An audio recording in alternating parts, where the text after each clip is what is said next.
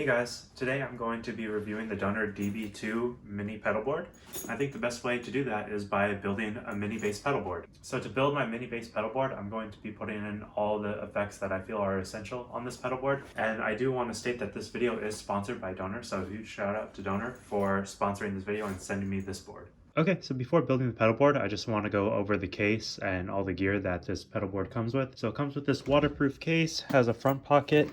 If you go to the back, this is a strap where you can actually hook it up onto like an acoustic guitar or any soft gig bag. So then we'll go ahead and let's open this up.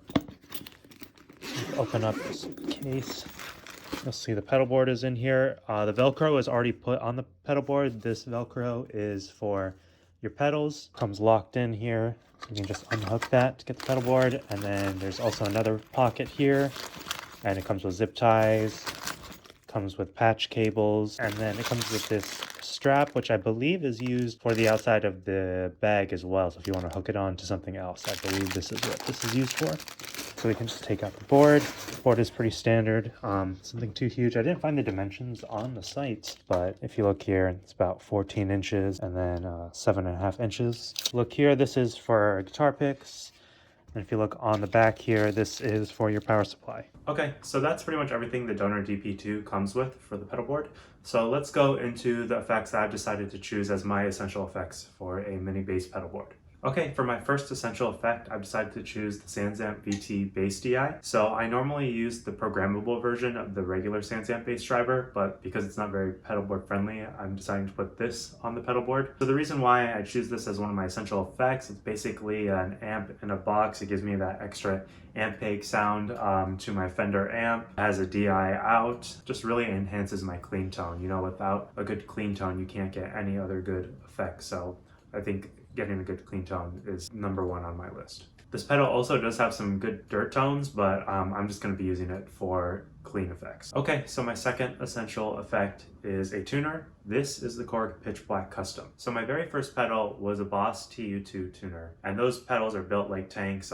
Great first pedal, but the problem with the Boss is that the display is very small and it's not very bright, so you really can't see the notes all the time, and then especially during day shows you can't see it at all. So I got the Korg Pitch Black because it's a different design. Instead of going left to right, goes up and down for tuning, and then a very bright and big display. Now my third most essential effect is a bass overdrive. This one is specifically an overdrive and a fuzz. Because I'm getting two effects in one, I decided to put this on my essential pedal board. I used the Green Rhino, Way Huge Green Rhino, for years. It was a big part of my sound and people always asked about my distortion sound, so I decided to put the Pork and Pickle on because it has the pork loin circuit, which is very similar to the Green Rhino circuit, plus it has fuzz circuit of the Russian pickle, which is similar to a green electro harmonics Russian muff.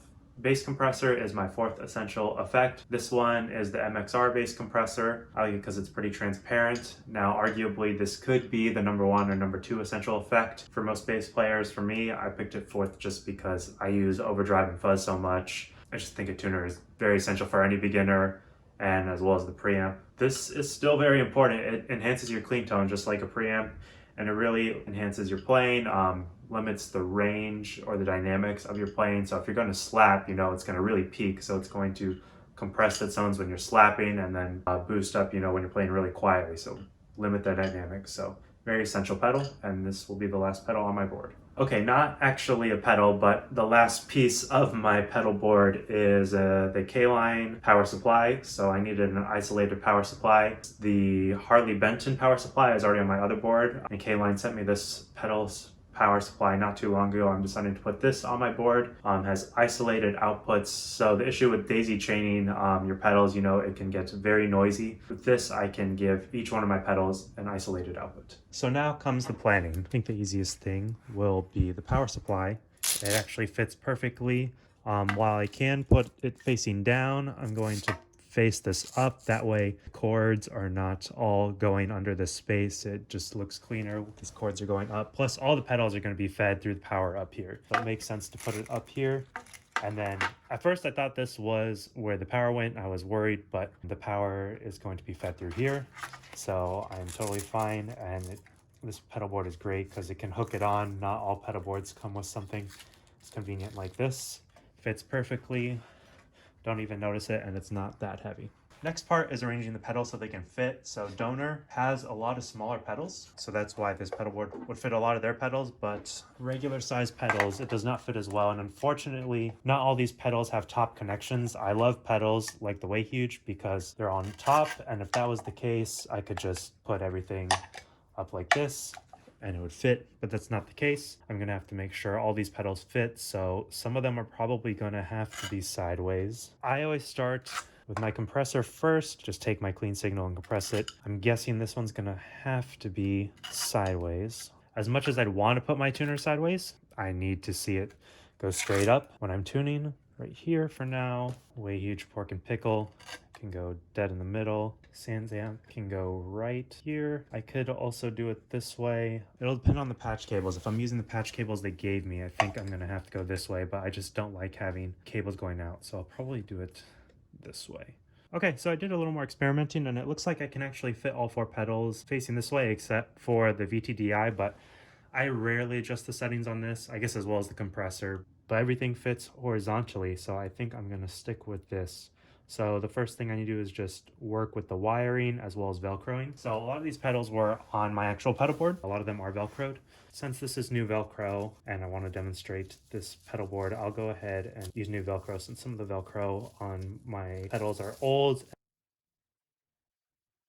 So actually the Velcro on this works, but what you do with these pedals is cut the Velcro and then you cut this in half and then you put it into 2 pieces there. And then I just rounded it off because it just sticks a little bit easier. So what I was doing here is I was trying to make sure that both of these could fit and go under this gap. So I need to make sure this pedal comes here, and then also the power supply on the side. So I need to plan for that. And I'll worry about the wiring under the board later. Kind of ugly that this is sticking out, but oh well. So I can either come here. I think that's my only option. I don't think I can actually go. I could go under here and wrap it around, but I think it looks a little cleaner. It's unfortunate it's on this side. If it was here or if it was even on the top, it would be a lot cleaner, but really can't control where that's coming from. So next will be the tuner. This Velcro on this tuner is actually terrible. Again. Then I like to round the edges a bit. We'll try out this Velcro, see how it works. This pedal is on power supplies on the top. Some people like to have their tuners at the beginning of their chain. Some people like it at the end. Personally, I do want this at the end of the chain before this Pork and Pickle, but the only way this pedal board is really gonna work is if these two are right next to each other. But I'll tell you why it's better to have it at the end. If there's any problems with your pedal board, you'll know right away whether it's your pedal board or your amp, whether there's no sound coming out, if your tuner picks up a signal. If you have your tuner at the beginning but another one of your pedals is broken, you won't know. And some people are like, oh well, if you have it at the beginning it's going to tune better. But if your tuner is more accurate at the beginning of your pedal board than the end, that's a problem with your signal chain. You should be in tune from beginning to end. If your signal's weaker for some reason, that's bad. You should work with patch cables or just your overall pedal board design. I need to also power this pedal. I don't need to right angle it because it's coming from the top. Right angle this instead of right angling. Third one is this Pork and Pickle. This Velcro has stayed on. This one is the VT Base DI. Actually, normally we do need to take the feet off, but I don't think that will be the case in here. So before I continue with the wiring, mainly the wiring in the back of the pedal board, I want to make sure this is working, every single pedal. So let's go ahead and test it out.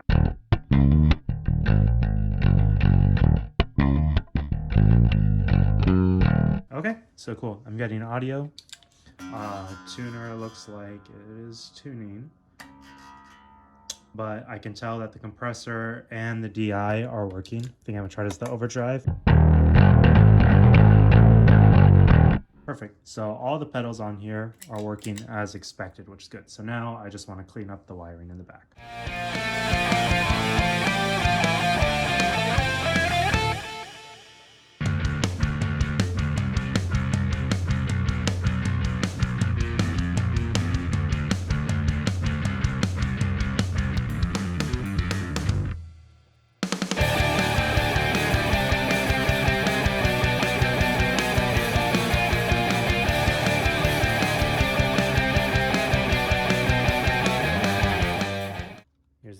cables on the back now. I don't have to worry as much about hanging cables loose. I only had to use 4 of these zip ties, which is pretty good. This honestly looks better than my main pedal board. Okay, now I want to go a little bit into more effect and detail. So first I'm going to show off the compressor. So I'm going to show kind of how the dynamics are without any compression and then show them with compression.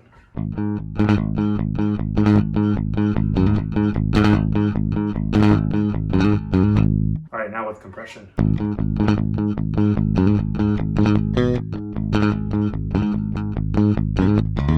Okay, so from the compression you can see it squeezes the bass signal into a more friendly range, so it takes out the dynamics a little bit, but not too much where it's ruining the bass line itself, just in a range that's more appropriate, so I'm not, when I hit those high notes too hard, it was like peaking way high, but compression will squeeze that. There's also other options, like the ratio of how much compression will be added on this compressor, the attack, like how fast the compression is applied, and then the release is how long it takes off to take off that compression. But I usually leave the settings more in the middle and the ratios also in the middle. So I'm not really going to go much into the tuner. It doesn't actually add any effect. So let's go into the Way Huge Pork and Pickle. So this is a combined bass overdrive and bass fuzz. A lot of people have these effects separate, but because this pedal has both of them, and they're both pretty solid overdrive and fuzzes, I decided to put it on this pedal board since it's very compact. There's actually a mini version of this pedal which is even smaller than the one I have, but I think this pedal is alright size since the plugs are on the top of the pedal as opposed to the side. Let's go ahead and show the pork loin circuit from this, which is the bass overdrive circuit.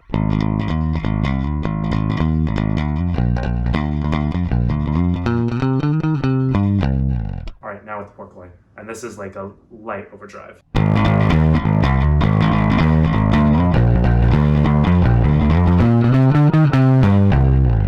Okay, and now I'm gonna show a more heavy overdrive setting.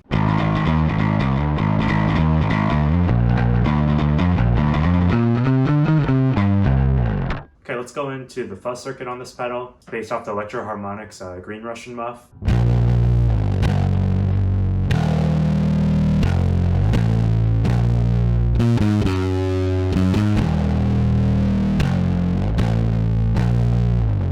Okay, and now my favorite part of my pedal board, it's the preamp. It completely redefines my clean tone on my bass, gives my bass extra life. There's a lot of different settings. You can get a lot of different amp peg, warm vintage sounds from this VT bass DI. So if you're gonna put in a lot of money in a pedal, I would definitely say invest it in the DI. So this is my clean sound without anything but the compressor.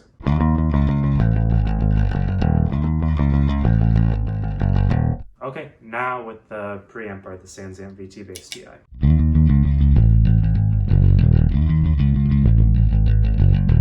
Alright, so this is the final product of my mini bass pedal board. Overall, I'd say it's a pretty big success.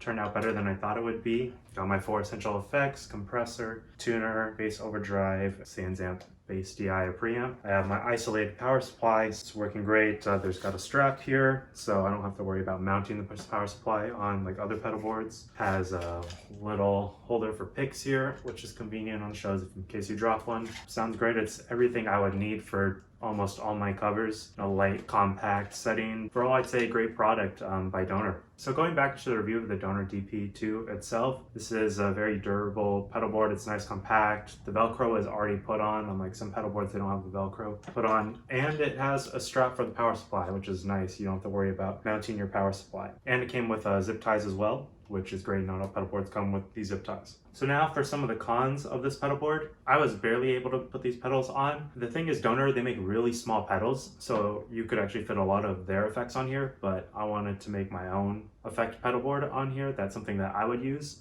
I was very limited in space and there's no room to expand. The strap in the back, I do worry about that. It seems to be slipping. I'm not too surprised there, but it's still pretty convenient. You just have to make sure you tighten it up every once in a while. Third con, I'd say the Velcro that comes with this board, it's not great. So if you want something stronger like industrial Velcro, you would have to rip this off and then replace it. But overall, I'd say this is a great value for the money. The case is really good. I like that it has the snap-in connection on the case. That's something you don't see on most soft case pedal boards. So overall, really satisfied with the product. I would say if you do want to expand, you might as well just go for the DP3. The DP3 is only $10 more from what I see on the website. It has a lot more room for pedals, but a bigger pedal board is not always better. That's what I've learned. Take the size that you need and then remove and add pedals on that board. This size, I'd say it's something great for just basses that love minimal effects, or maybe a guitarist wants to have a bass pedal board for recording. I think something like this would be perfect. All right, thank you to all of you who made it to the end of this video, watching me build my mini bass pedal board, and big shout out to Donor again for sending me this mini bass pedal board. It's something I've been wanting to do for a while, but never pulled the trigger. And Donor reaching out to me just made it the perfect opportunity to build a mini bass pedal board. So for those of you that are still watching, I do want to let you know I'm going to do another video where I'm building an affordable bass pedal board. So these pedals, they range from $100 to $200, which isn't in everyone's budget. So I'm going to be doing an affordable version of this with this same Donor DP2. And then I'm actually going to be giving away the entire pedal board to one of my lucky subscribers. So look out for that video when it drops. And thank you again for watching the video.